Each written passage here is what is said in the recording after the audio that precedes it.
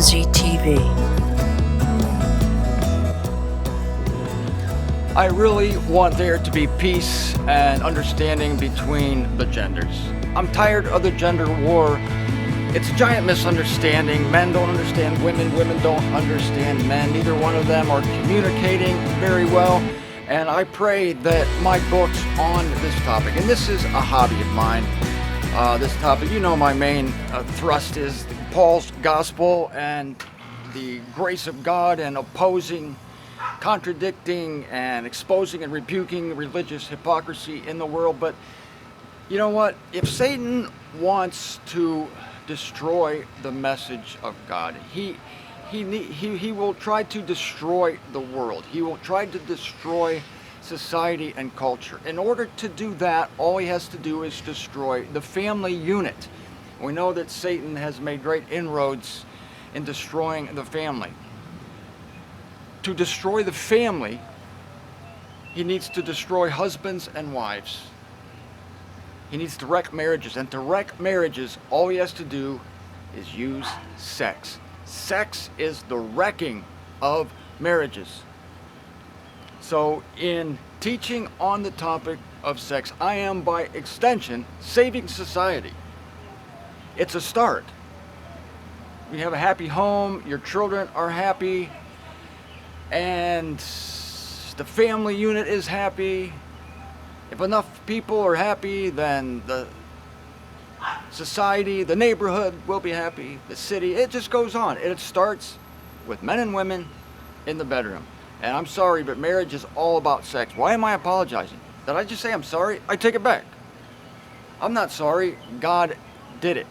I've heard a woman told me years ago, Martin, quit saying it's all about sex. It's not all about sex. It is all about sex. If it weren't for sex, you'd be roommates. That's the difference between a husband and a wife and a platonically functioning couple. It's sex. So yes, I'm sorry, but there's so much misunderstanding about this topic, so much resentment, so much pain, so much hurt feelings that go unsaid. Resentments build up, resentment. And I like to iron some of this stuff out. This is my book that will help do that. Also, the book Eve Raised, Divine Principles of Sexual Attraction. People say, Martin, why is your name so big on the cover? It's because I love my name and I want it to be as big as possible. Now, isn't it interesting, yesterday we discovered that Solomon, when he's adoring his bride, he starts at the bottom and goes toward the top. Starts at her feet, ends at her head. She, on the other hand, adoring him, writing very poetically about him, starts at his head and goes down from there toward his feet. This is by design. Men should not become more like women. Women should not become more like men. This is why I always like the emphasizing of the genders. I'm all for it. This is why I like when women look more like women, men look more like men. And this was even true in the law of Moses. God no likey when men dress like women. Yeah, God wants to keep. Of course, I know that this whole culture rot is designed to happen. I know that. Overall, of course, it's all being orchestrated by God. But in the meantime, I'm fighting for a little peace and a little happiness before we depart this earth.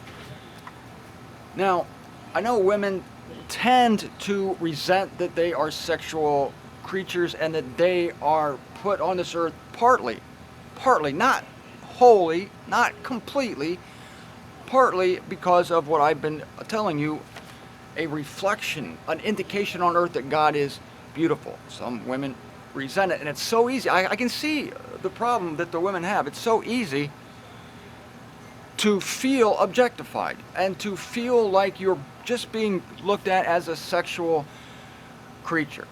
My remedy for this is to just accept that you are a sexual creature. It's just, don't fight it anymore. Things will go a lot better. Honestly, I believe it. I'm not being funny or anything. I have this hypothetical conversation in the book on page 52 between me and a young girl who notices that her boyfriend is really focusing on her body. And this is her complaint. I'm reading from my book. A young girl I know sees these principles. What principles? That is, the principles of, this follows this section. of Solomon and his bride, that Solomon starts at her feet and goes up. She starts at his head and goes down. A young girl has problems with this principle, especially with her new boyfriend. She says, he can't take his eyes off my body. I ask, is that bad? She says, I want a relationship with him. How long have you known him? 2 weeks. Give it time. He'll work his way to your soul. But for him, this is where the attraction starts. Where? I pointed to her low-cut jeans. In my belly button? No, Janine, your figure. Your figure. You have a wonderful figure. But I want spiritual oneness with Ryan. You're assuming he doesn't? Well, he does believe in God, then he'll get there. He'll get there. The phrase opposite sex didn't come out of nowhere, Janine. Women go to the soul first, then the body. For men, the body is the conduit to the soul. That sounds profound, but hey, I'm not having sex with him. Janine, I'm not talking about jumping in the sack. Ryan is infatuated with your packaging. This is a good thing. Sex isn't just doing it with somebody. It's the fullness of the energy. There's energy between you, right? I mean, you don't seem too upset that Ryan's a star football player. The guy's got great arms. Oh, I love Ryan's body. I just want to make sure that he loves me for me. I see. Well then, gain 40 pounds, stop washing your face, contract acne, chop your hair off, dress in a bag, and wear army boots. What? Grow a mustache, Janine. Choose Skoll and overhaul a Chevy. Then you'll know for sure if he loves you for you. Hey, Zender, what are you trying to hand me? A clue, Janine. I'm trying to hand you a clue. How many times? Boy, if I had $1, even a nickel for every time I heard, can't you love me for me? It goes back to the objectification accusation. But again, as I told you yesterday, speaking for men, we're not attracted to that body part apart from you. In this example,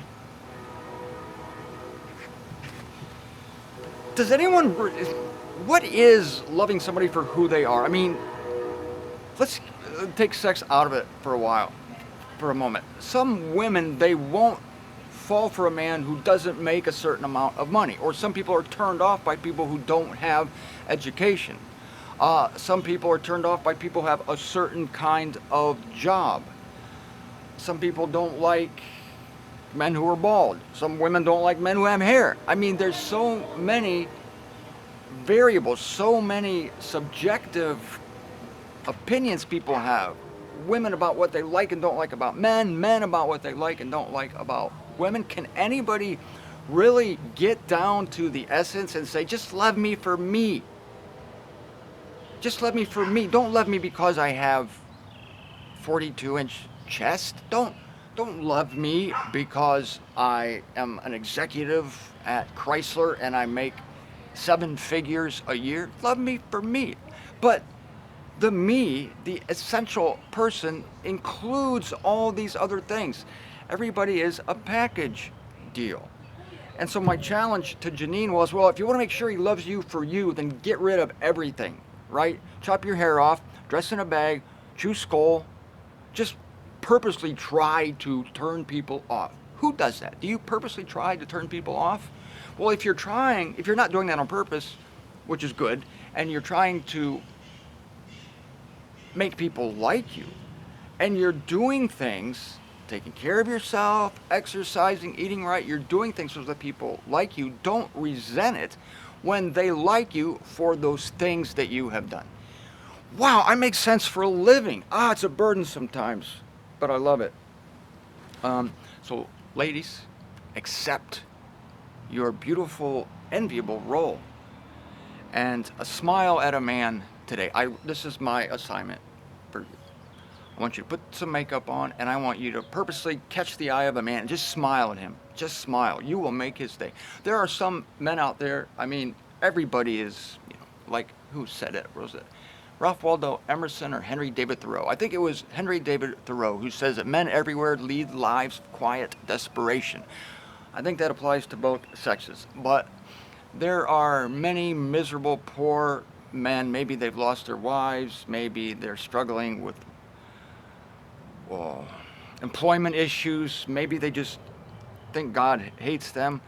I'm saying that you, woman, the glory of God's creation, the pinnacle of his creative prowess, the creme de la creme. You can change a man's day. Any man. Just look at him and smile. I'm telling you, you have that power in you to radiate the life of God. And don't resent that maybe it starts with beauty. Maybe it starts there. You remember the glory train? It starts with God and ends with a woman's hair. Your hair is a mute testament of God. Let it shine, let it fall. Don't torture it. Let it go. Beautify yourself as much as you are able and make the world a better place. I mean that literally. Now, and let men open doors for you. I love opening doors for women of all ages. Yeah, all ages. Love it. Let it happen. It's a beautiful thing. Men want to sacrifice for you. They want to do something for you. If they're anything like me, they're amazed that they're on the same planet as you, and they just want to be of assistance. They want to serve. Now, I saw it coming. Somebody mentioned in the comment on my video, somebody mentioned 2 Peter. No, 1 Peter chapter 3, talking about the wives. I'm going to quote this, and I'm going to correct what is a misunderstood passage. I'm not going to correct the passage. The passage reads beautifully as it is written by the circumcision apostle, but I'm going to correct people's understanding of it. 1 Peter chapter 3, verse 1. Likewise, wives may do it. I don't want to get into the larger context here, but by being subject to their husbands,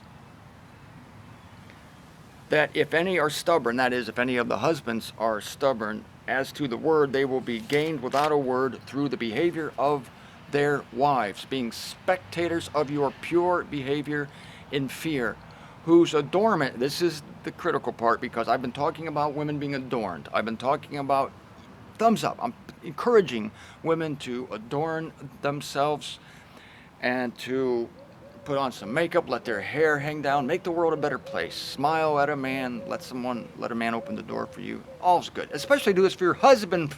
I mean, that should go without saying, right? But some women don't do it for their husbands. And this is why. I'm sorry, but I think some women resent the fact that their husbands see them primarily as a sexual being, and that the men are enraptured, entranced. Watch that video again yesterday of those boys, those schoolboys with the gorgeous teacher. I think women resent that men look at them sexually. They look at them, they think they're being objectified, but they're not. Men just love the differences. And I think that they're so upset by that they purposely withhold the very thing that the man wants. I've seen it happen. I'm not accusing anyone in my audience of doing this, but I have seen it happen. That some women tend to so resent what God made them, sexual beings, that they actually turn the faucet off, and they will not give their own husbands the one thing that their husbands really need. And it's the matter of love language, right? You've heard about love language. I had a friend who said, my wife keeps telling me all the things she does for me. I clean your clothes, I wash your underwear, I pack your lunch for work, I do all these things. And yeah, he appreciates all that, but that wasn't his love language. His love language was physical touch. That's what really did it for him. And if she had listened to him and paid attention to what he needs, his love language, and all these other things were really non-essentials. So to the man, all these other things were non-essentials. That she might pack his lunch for work, or she might wash his underwear. You know, yeah. What will really make me feel loved is this. And men, you need to listen to your wife's love language as well. What does it for her? Right? Maybe it's you cleaning the toilet after you use it. Nice things like that. So let's all help each other out, shall we? So Peter says, whose adornment let it not be the outside of braiding aught into the hair, of decking with gold, or putting on of garments, but the hidden human of the heart, in the incorruptibility of a meek and quiet spirit, which in God's sight is costly. Now, a man made a comment on my video yesterday. He says, see, you're telling women to adorn themselves, and Peter says, your adornment, let it not be outside of braiding things into the hair, of decking with gold, or putting on of garments. There's the key, that last thing, putting on of garments, that makes us understand the whole passage. Peter's not saying, don't adorn yourself. He's saying, oh my gosh, I've gone this far, I brought my cologne out here. This is a good part of my address here, to put my cologne on. Peter's not saying don't adorn yourself. He's saying don't let your adornment be that thing that defines you in the eyes of your husband, in the eyes of the world, or in the eyes of God. So true adornment is a meek and quiet spirit. That's true adornment. So the woman who has her priorities straight and is revering God, her true adornment will be that meek and quiet spirit. It doesn't mean that that woman who now has everything in place with God can then put something in her hair, wear some gold. And the fact that Peter's not telling women to not braid never braid your hair, never wear gold, never adorn yourself outside, is the fact that he includes in this list of things not to do the putting on of garments. So he's saying, don't let your adornment be the putting on of garments. So if that man who objected to my teaching yesterday would be consistent, he's basically saying, no, Martin, you're wrong. Women shouldn't put anything into their hair. Women shouldn't be decking themselves with gold. Oh, okay, let's follow through then. Women shouldn't be putting on garments. Okay, I might be able to fly with this theory. Yeah, let women not be putting on garments. So that last clause there, that last thing Peter says, obviously Peter's not telling you not to do this. He's not saying don't adorn, don't wear gold, don't braid anything in your hair, don't wear garments. Don't wear garments. Because he's just saying, let not the garment be the defining thing that sets you right with God. It's like, look, I'm a great woman because I'm wearing a gold necklace. That's why I'm a great woman. Peter says, no, don't let your adornment be that. Let your adornment be a mild and quiet spirit. But once you have that down, once you have the mild and quiet spirit down, then if you want to wear gold, that's fine. That's an adornment. Don't let it be the adornment.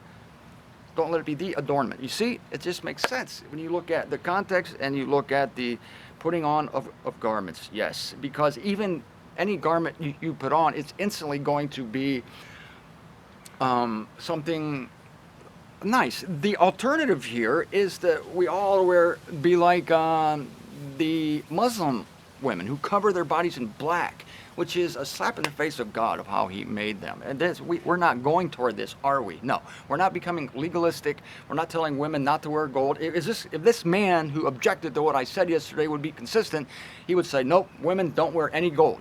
I guess you can wear silver, because Peter doesn't say anything about that. He says you can't put anything in your hair, so women know. Well, I would actually be for that.